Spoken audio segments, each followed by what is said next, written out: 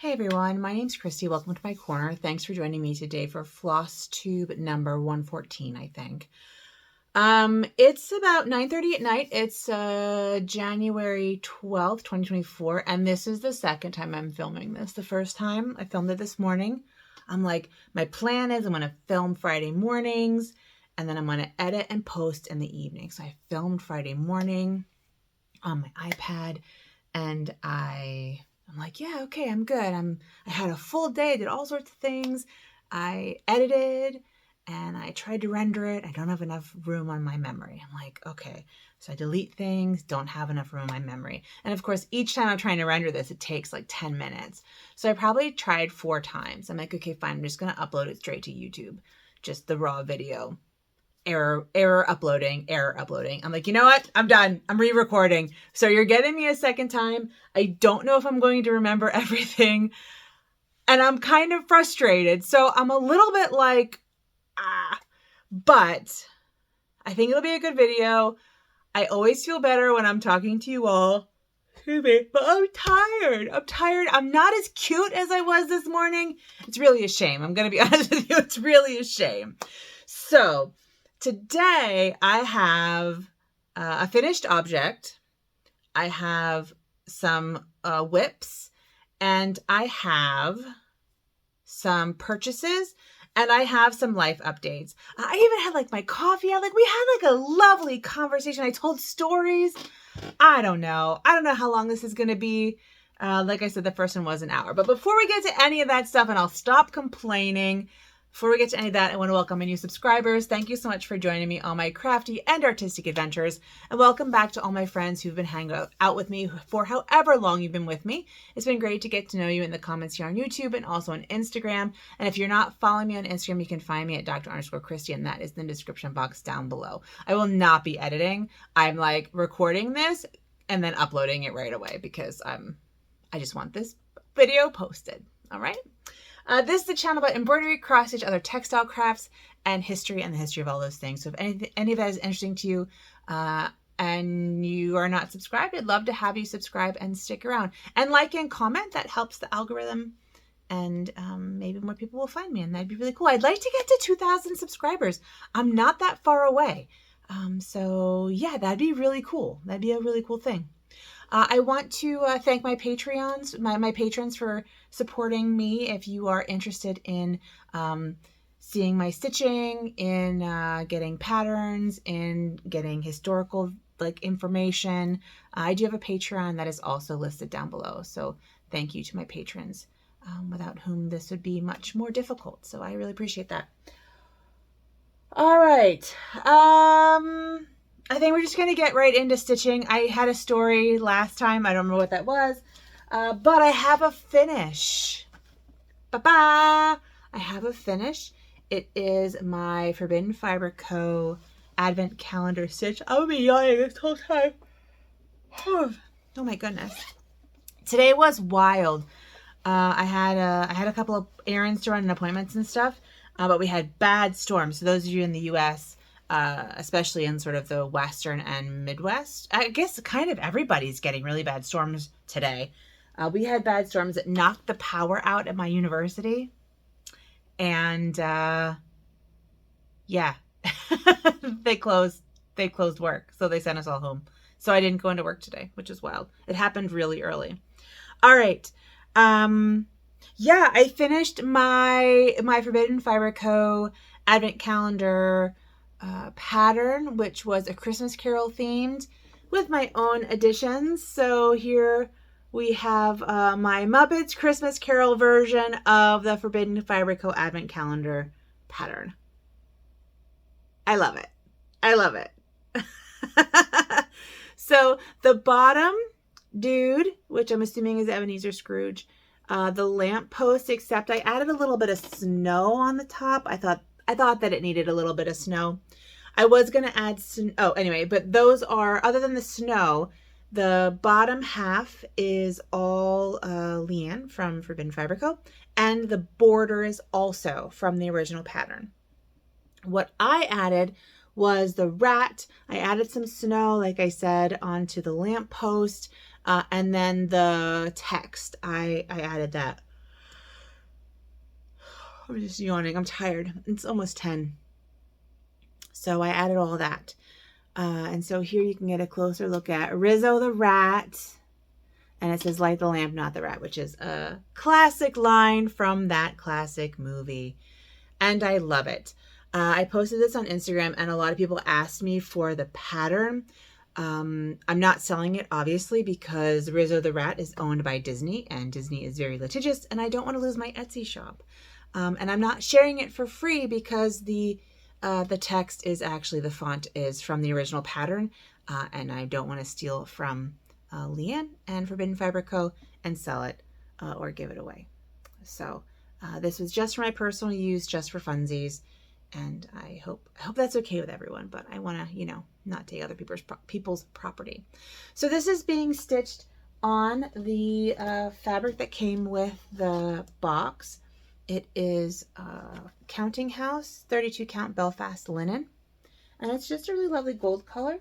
And the flosses are also from the box, except for the browns in Rizzo. Everything else is from the box. So let's just go through those real quick. Just a recap of those. We have this really pretty blue, which is called Cratchit. This maroon is Ebenezer. A kind of dusty peachy color is Fanny, and Fanny was Ebenezer Scrooge's sister who died, Fred's mother. This is Tiny Tim, the yellow. The dark gray, which is almost a black but not quite, is Bah Humbug. Ghost of Christmas, Christmas Present is this green. White, which is, I mean, it's pretty white. I'm not sure that there's any real variegation, is Christmas Past. This is kind of an orangey red, and this is Fezziwig, is an orangey red. A medium gray is Christmas Yet to Come. A more pinky red is Fred. This is kind of a pinkier peach, which is Belle, who is Ebenezer Scrooge's like love interest when he was younger. And then the light gray is Marley.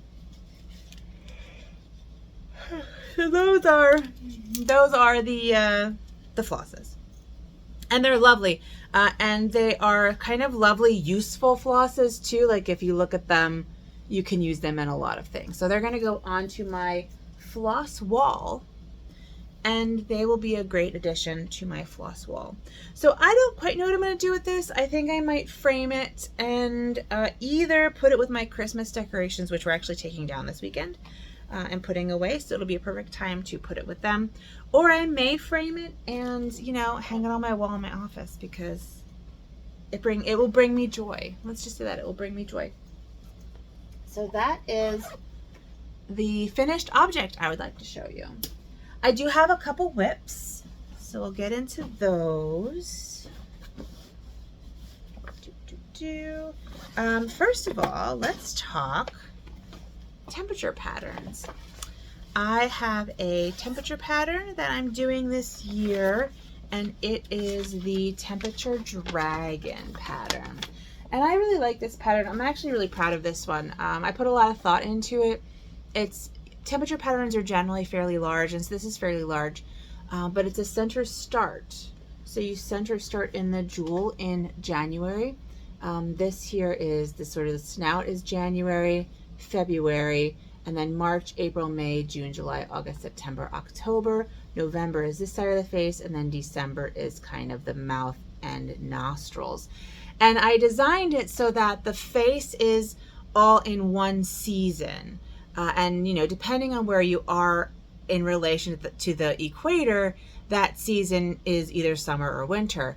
But the face is the season, because the face is November, December, January, February, right? Those 4 months, which are generally either cold or hot, depending on where you are. And then it's the horns that kind of become like a rainbow. Anyway, I'm really proud of how much thought I put into this. I guess I'm just saying that. But let me show you where I am. And Atomic Ranch. Okay. Whew. I looked up what this fabric was called because I could not remember again. So this, I believe that this is the right way up. I'll double check. It's not exactly the same top and bottom, so I can tell if I look. This is Atomic Ranch, but I don't remember the color. And I'm pretty sure it's a 32 count linen. That's kind of my sweet spot. That's kind of, well, I guess I don't know if it's my sweet spot. I haven't really stitched on much linen.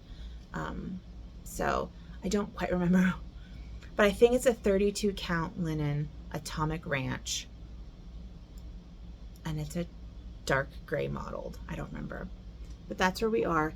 And I'm going to have really interesting, I'm going to have cold colors, let's just say, for next week, because from what I understand, we're going to get below, we're going to like, our high on Monday, I think, is like, it's like 28.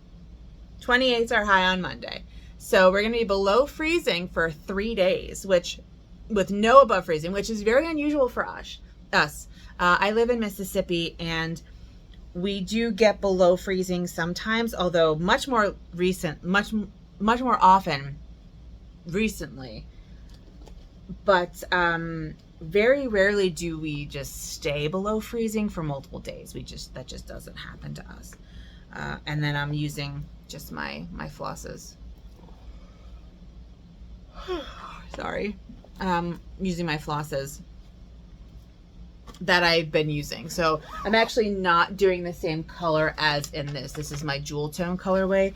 I'm using my rainbow colorway because I did not have the energy to redo all my colors, and I have so much floss in here. I have all these like floss colors in here from my temperature stuff that it seems silly to recreate the wheel, right? The other work in progress that I have been working on, although not as much as I had wanted, is my mindful mood stitching. So let me just show you the finished product, the fully finished project that I did. I decided that I wanted to do a mood tracker. I think mood tracking is really important for like mental health, and I'm trying to be more mindful. That's my word of the year. I don't usually do words of the year, but I'm doing mindful as the word of the year. And my goal was to kind of track my mood, and I wanted to do it through cross stitch. So I'm offering a mindful mood tracker pattern series. I had planned on having the whole thing released, the whole 12-month bundle minus May, which is going to be in cross stitch magazine, but the rest of them all released in December. But as many of you know, my computer died at the end of November, and I kind of lost everything.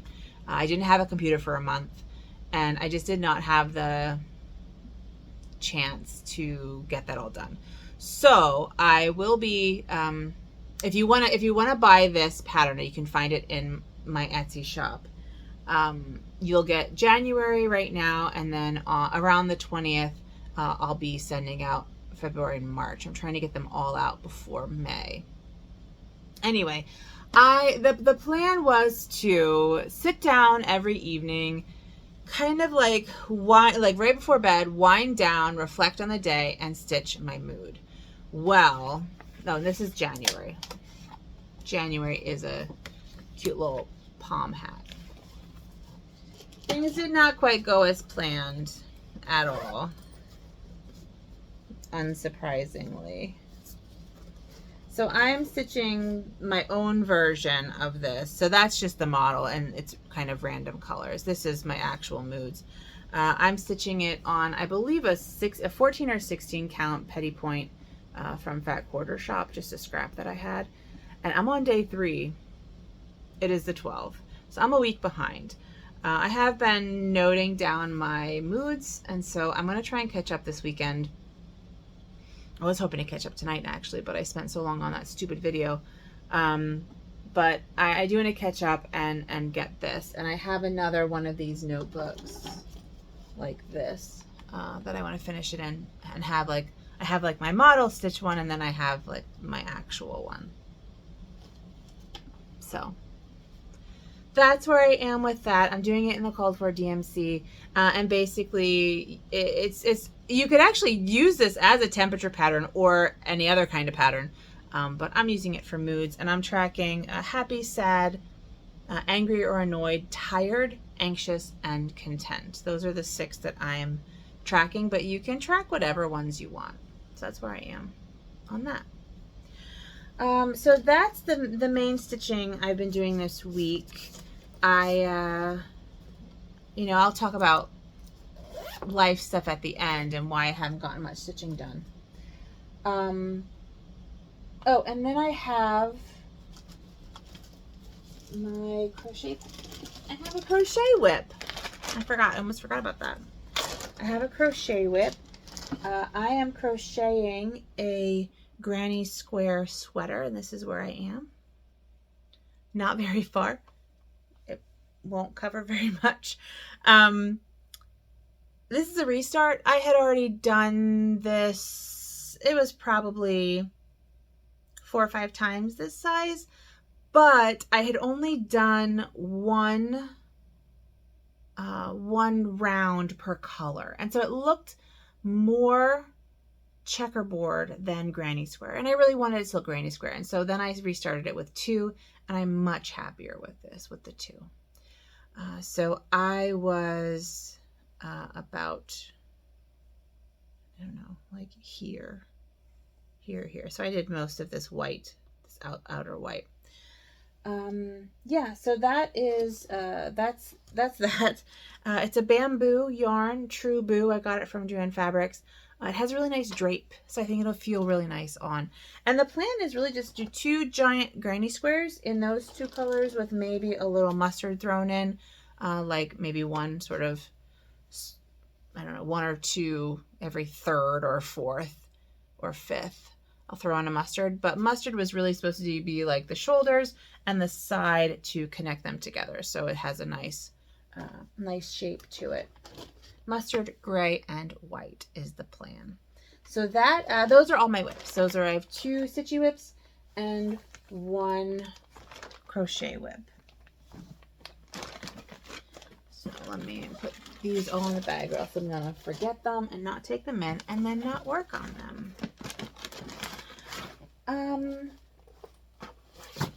Oh, and I didn't point out, but I have this, my crochet has an adorable stitch marker.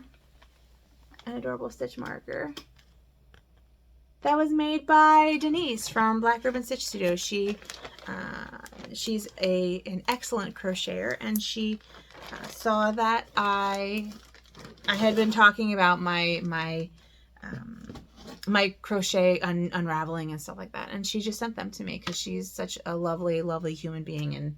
And so I know I've said this before, but thanks, Denise, for thinking about me, and I'm using it, and I love it, and I think of you every time I crochet. Let's put these 2, let's put this in there as well. Yeah, so I wish I could remember. I was telling such nice stories. Okay, I have that there. Okay, so let's maybe talk Happy Mail. I got a little Happy Mail, which is fun. So some of you may remember this project. I'm stitching a witch. This was my July, I believe. My July. Excuse me. But I don't see the paper where I can show you what it looks like.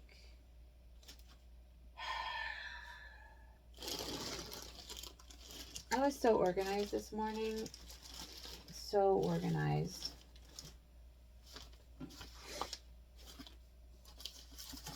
I don't know where my witch picture is. I'm sorry, everybody.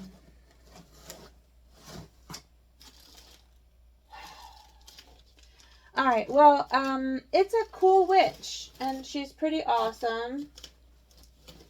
She's the best witch. But I can't find the picture. So we're just going to have to do this without a picture, and I will try and find where that picture went and put it in the bag after I sign off. I'll pause you and look for it. I found her. She was hiding in a different bag. Okay.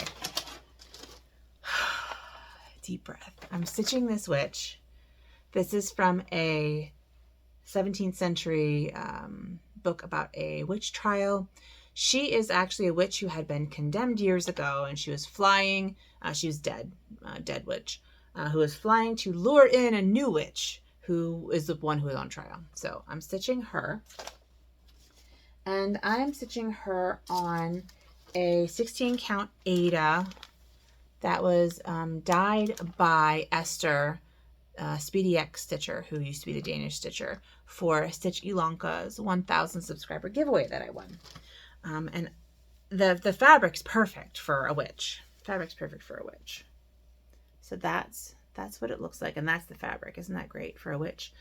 So I have the whole bottom stitched and her foot. So that's where I am.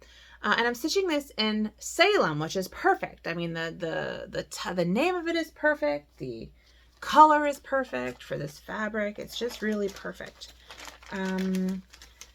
But I'm a dumbass.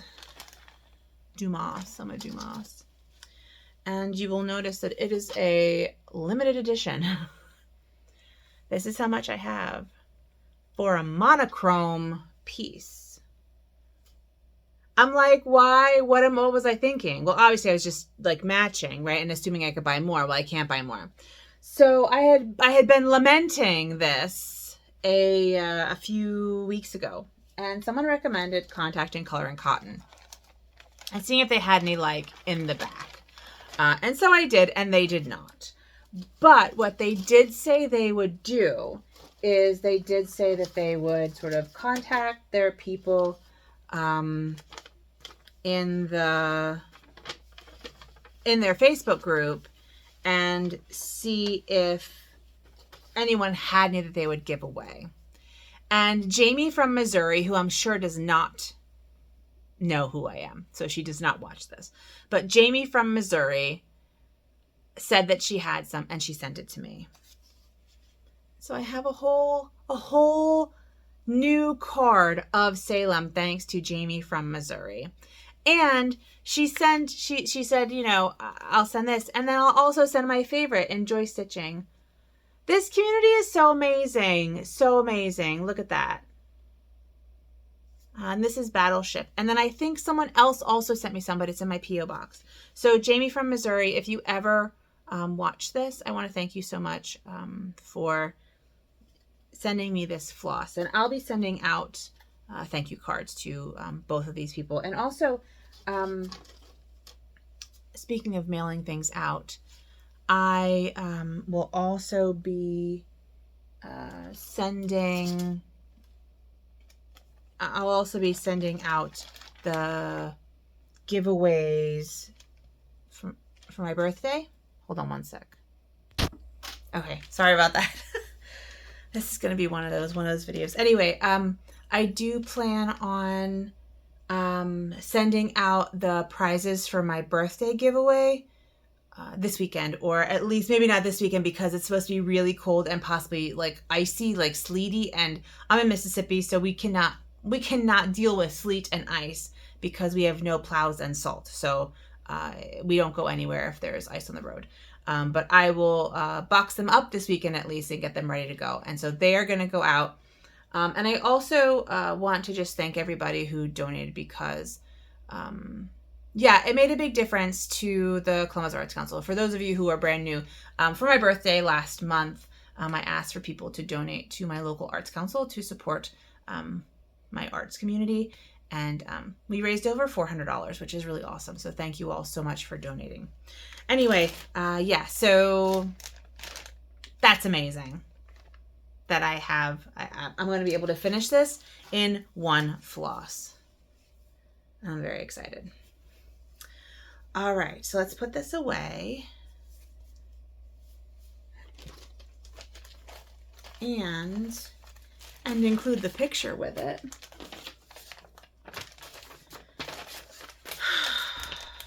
My first attempt was so good. So good. Alrighty. Speaking of community, Well, I guess let's talk about purchases. I have some fun purchases. So first of all, I purchased the Ink Circles Chartres Labyrinth. So this is a labyrinth that is in the floor of the nave of Chartres Cathedral. And I bought this because you may have heard about the Ink Circles round robins. And so basically, I believe it was Michelle Bendy-Stitchy who came up with this idea of doing a round robin with ink circles, because everyone loves Ink Circles mandalas. I mean, they're amazing. But sometimes you get bored stitching the same thing 4 times.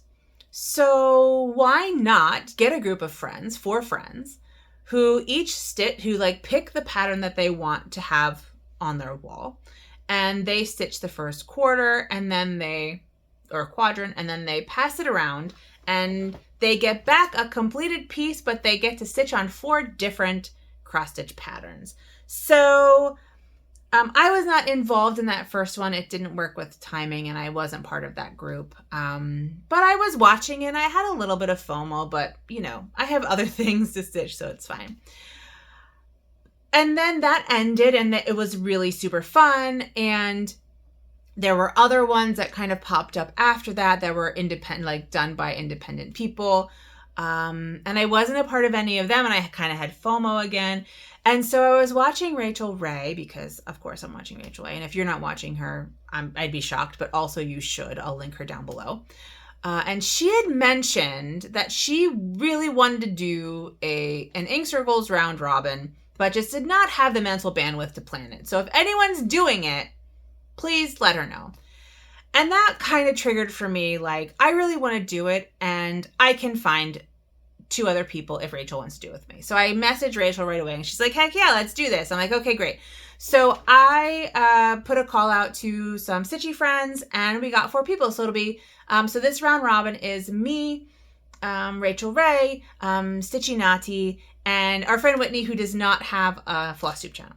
So you probably don't know who she is unless you're part of the Stitchy group. And if you go to Stitch North, apparently she's very popular at Stitch North. So yeah. So the 4 of us are doing a round robin of Ink Circles mandalas. I'm doing this one, which isn't a real mandala there because it's not exactly the same, but it's close enough. I think we have 2 dragons. I think Nati and Whitney are both doing dragons. And then I believe that Rachel is doing a garden path. But I can't remember. I don't remember if that's the actual name of it, but it's sort of a green garden pathy kind of thing. So they're all quite different, which is really nice. So we'll have a nice little variety as we're stitching. But I chose this because I'm always on brand. And I have a kind of connection to this cathedral that is, I don't know, interesting. I'll tell you the story. I had a picture that I showed last time I talked about this, but that I can't show you because it's on my phone, which I'm recording on. But I'll tell you the story anyway. So so I'm a medieval historian. For those of you who don't know, I'm a medieval historian, and I study women's access to justice in medieval France, 14th, 15th century France. And I do that through looking at court cases, marriage and separation court cases in particular, in the Archdeacon's Court of Paris, which is where they were heard for the Parisian diocese. And I go to Paris regularly to do my research in the Archives Nationales de France in Paris, and, it's all hunky-dory. So, but when I first started doing this research in 2009, 2010, I don't remember which one. I think it may have been, I don't remember if it was 2009 or 2010. But I went to Paris, and I was struggling to read it. It's in Latin, and I knew Latin. I can read Latin. That's not a problem. But I could not read the handwriting at all. It was some of the hardest handwriting that I had ever seen. And even my paleography professor at the time, she couldn't read it either. It was the hardest handwriting she had to read. It's a very difficult handwriting, legal Latin in the 14th century. It is a bit, actually this was the 15th century. This is the 1460s. It's just sort of really messy. It's a really messy handwriting, and uses a lot of abbreviations. So it was not easy, and I was really struggling, and I didn't have much time. I only had a month to get as much information as I could, and this was before things were digitized. So now I actually have a digital copy of all of them, and so I can look at them as long as I want. But they did not have that option at the time. So I'm struggling. And a friend of mine who I met in Paris, we had a friend I went to master's school with, went to the University of Pittsburgh, and she had a friend who happened to be in Paris at the same time, and so she hooked us up, and we got on like a house on fire. Like we had a great time, and we hung out quite a lot, went out to dinner several times a week, and just hung out. And so her research, she was an art historian, and her research was on the stained glass windows and the depictions of Mary. The depictions of Mary's mother, I think, the Virgin Mary's mother, Anne, teaching her how to read, or something about reading. Mary or Anne something with reading in these stained glass windows. Anyway, and education of women. And this was in Chartres Cathedral, and so she wanted to go to Chartres, and so it's like a Sunday, we have nothing else to do, so we hopped on a train. It's about an hour by train, and we just went to, this little medieval town, right? It's a cute little medieval town. We're both medievalists, and we thought it would be great, and I had never been.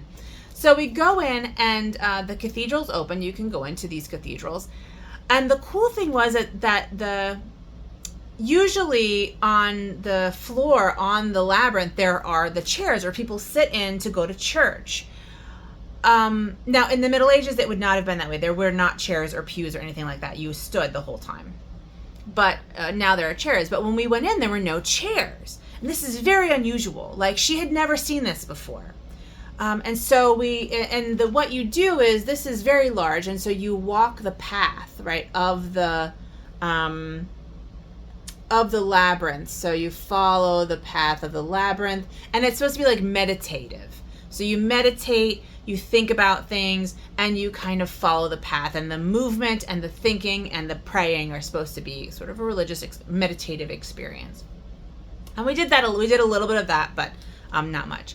So then we wandered around town, see buildings and stuff like that, go have lunch, whatever. And we came back, and the large front doors of the cathedral were open. And that, I've never seen that before. Like, they don't open those doors. You go in the little side doors whenever you're going into a cathedral, but the big front doors were open wide, and a procession starts coming out. What we didn't realize was that the bishop, it was like the ordination day. So the bishop was ordaining all the priests that were going to be ordained in that time period, however long it is. And so they're all processing, and the bishop blessed us. Now, I'm an atheist. I don't believe in ghosts. I don't believe in fate. I'm slightly superstitious, but not very superstitious. I'm stitious as opposed to superstitious. So take this for what it is. But he blessed us. And I'm like, well, that's cool. I've never been blessed by a bishop before. And as a medievalist who studies church law, like, the bishop is kind of important, right? It's kind of important. So this was on a Sunday. That was really cool. We had a good time. I went back, and the next day I found a word that was useful. I found the word separare, which means separation. So I knew it was a separation case, which is what I was looking for. And from that moment on, I could start picking out words. So I'm not saying that it was the bishop that allowed me to actually do a dissertation, but I'm also not saying it wasn't the bishop that allowed that to happen. So you can make with that story what you will. But what it means is that I have a very fond memory and a good relationship with this cathedral, whether it knows it or not. And so I really wanted this on my wall. So this is what I'm choosing for my ink circles round robin. That was a very long story, and I apologize. But you can put me on double speed and you'll be fine. So I bought that. The other things that I have been buying other things as well. Well, I had been buying other things as well. So my word of the year, like I said, is mindfulness or mindful. And that is sort of like thinking about, you know, trying to regulate emotions and not be so anxious and not get all worked up about things. But it's also trying not to scroll on my phone so much, like trying to actually get things done that make me feel good having accomplished something, because I can just scroll on my phone for hours and you just like look up and it's bedtime and like, what have you done? Right? Nothing. So I'm trying to not do that as much, but I'm also trying to do less. I'm trying to be more mindful about spending money. I've been buying a lot of supplies, and I think I've been buying a lot of supplies because, so my husband quit his job and is working part-time, and is going to be writing as to supplement. He wants to be a writer, basically. He has an MFA in creative writing. He writes novels, and he wants that to be his job. So we're making that happen. But what that means is that we are taking a bit of a pay cut in the family, and so I'm trying to be more mindful of my spending in a way that I really wasn't before. So my goal is to not buy stash. I'm trying to stitch from stash as much as possible, but if there's a project I really want to do, I can buy the supplies for it if I'm going to do that project. I can't just like buy stash. That's the plan. I've canceled all subscriptions, those kinds of things. But before the new year, I ordered things. So I am, I tend to really like eBay. You find really interesting things on eBay. So first of all, I found this needlepoint, this crewel needlepoint kit, which I thought was really cool. I thought it was cool. It's stamped, it's yarn, it comes as a whole kit. And I got this because it was combined shipping with some other things. So I'll show you those things too. So I got this first of all. And then I also found from the same seller this book called Marian Nichols' Encyclopedia of Embroidery Stitches, including crewel. And it has some good, you know, directions and stuff like that. So I got those two. I also got some fabric from this person. And this is where it kind of needs some explanation, I think. I am currently taking a correspondence course through the Embroidery Guild of America that is mixed media. And it's using a lot of different techniques, and you basically do embroidery and these other techniques with these other materials and then send it off to the teacher, and she'll give you feedback and then send it back. If you want to see what I'm working on, you can see it in my whip parade, which was my last video. But I'm really sort of taken by this whole idea of mixed media. But I feel like one of the things that is interesting to me is using different fabrics and layering fabrics and embroidering over them. So you get not only the texture of the embroidery, but the texture and colors from the different fabrics. But I don't want tons of fabric. But what I realized is you could buy fabric samples on eBay.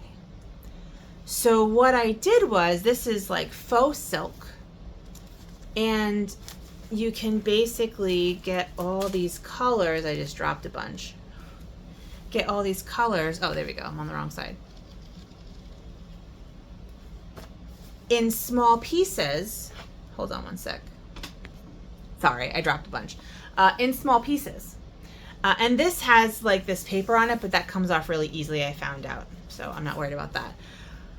But this way I have a lot of different colors of fabric, and a bunch of patterns. I bought several packages of these from different people without spending a ton of money and without it taking up a lot of room. This is a lot of colors for not a lot of room. So I got these. And then that's fake, I think I said fake silk, faux silk. And then she also had larger swatches of upholstery weight fabric, which I'm not as thrilled at as I thought I was when I saw it. So we had that first one with black and white. This one is sort of these circles, and they are machine embroidered. I have this one, which is an applique. And I was thinking that this could be done as like frames maybe for embroidery. I don't know. You'd sort of do a motif inside that and then cut it out. But it's applique, so I'm not sure how that would work. We'd have to see. They could be the backs of pillows. This one is kind of nice and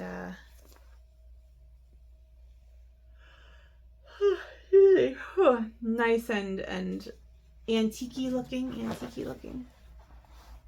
And then that's what the other side looks like. And I got this bundle for the final one, which getting it in person I'm not impressed with, but I'll use these for something. I just thought that this looked like Jacobean crewel work in a printed fabric. With a little cat at the top or line at the top. And then kind of the fantastical berries and flowers and stuff.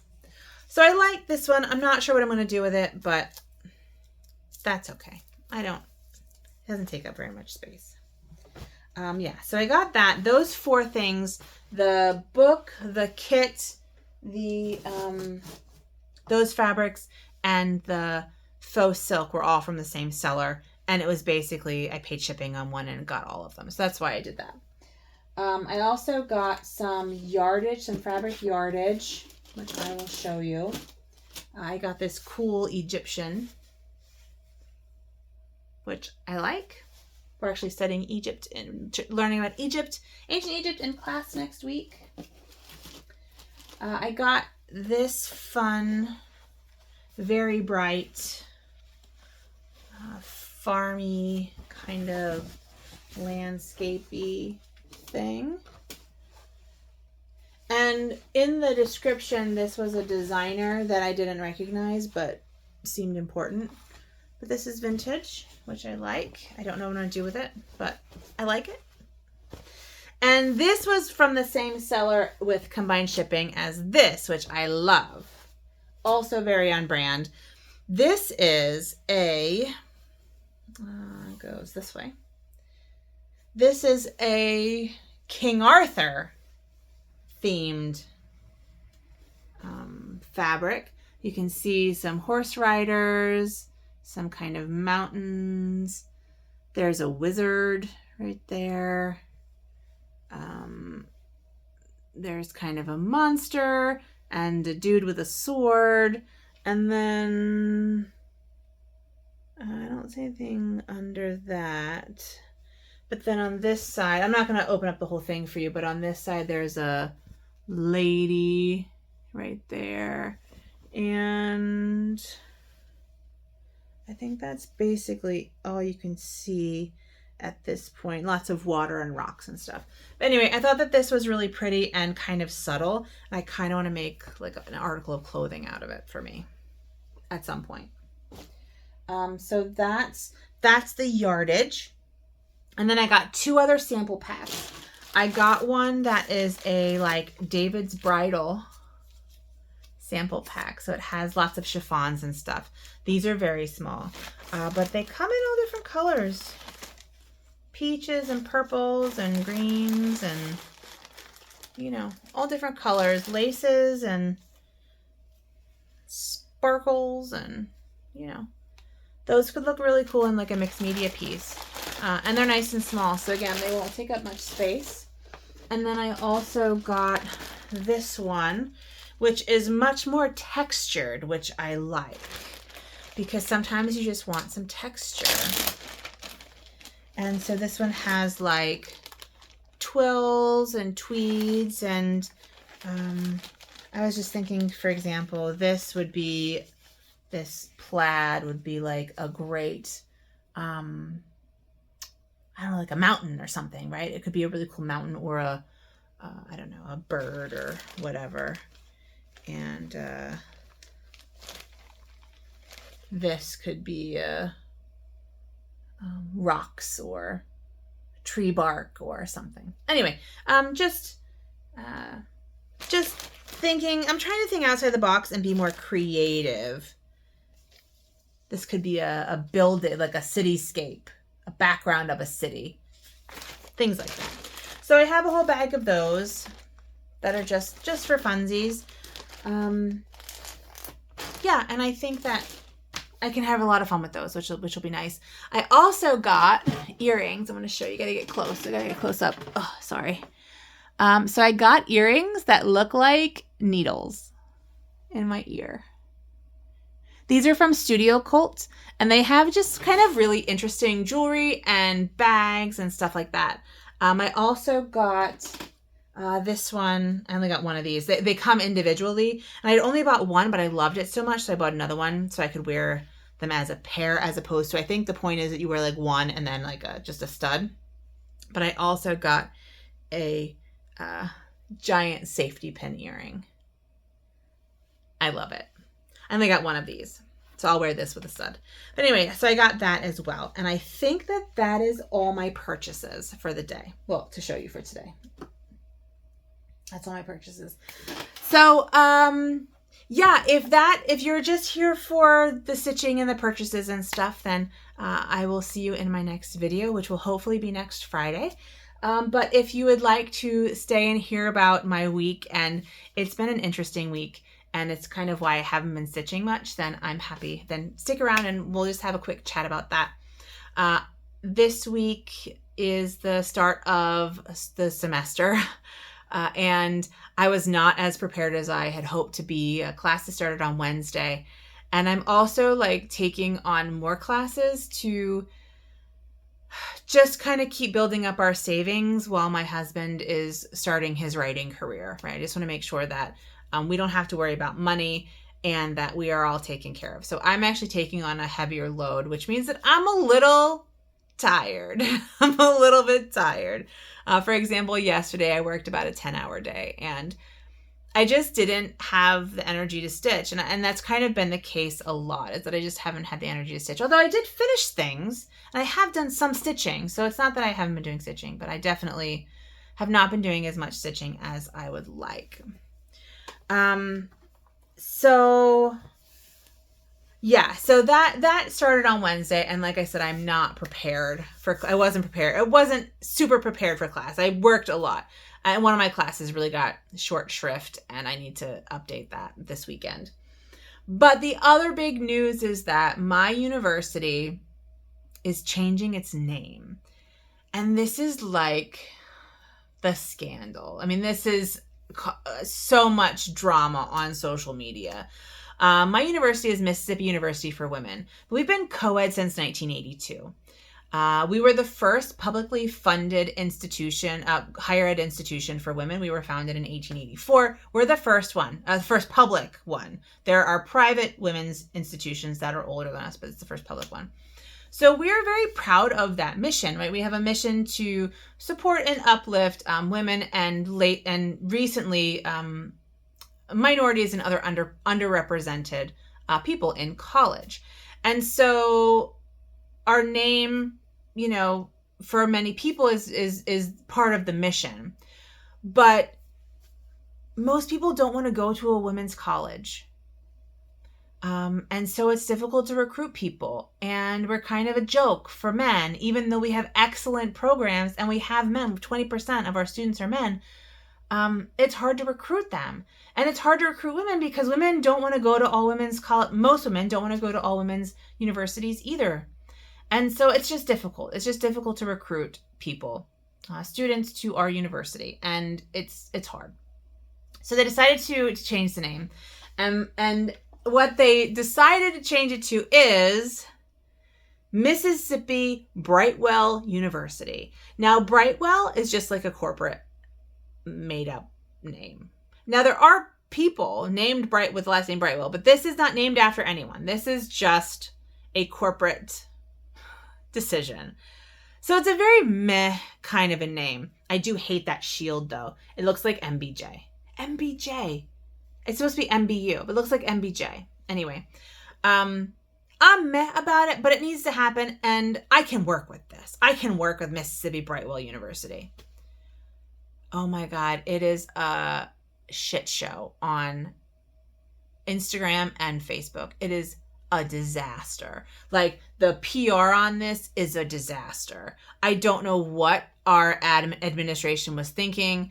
And part of the problem is that they're talking about being transparent, but this wasn't on any surveys. This was all top down. And that's where you lose people. You lose people when it's all top down. You lose people when you lose people when it's all top down. So that's been actually very stressful for me because I need this job to support my family. And it's just very stressful. It's very stressful. So I've been avoiding those social media conversations because I got to work with what it is, right? I don't have any decision making on this, so I just have to go with it. So Mississippi Brightwell. I think they want it to be called Brightwell, but all of the logoing is MBU. So I don't know what they think is going to happen. Anyway, that's where we are. It's not definite. This is the proposal. It has to go through the legislature because we're a public institution. I believe it's already been approved by the IHL, the Institutes of Higher Learning, which is our government body, the state governing body for all the state institutions in Mississippi.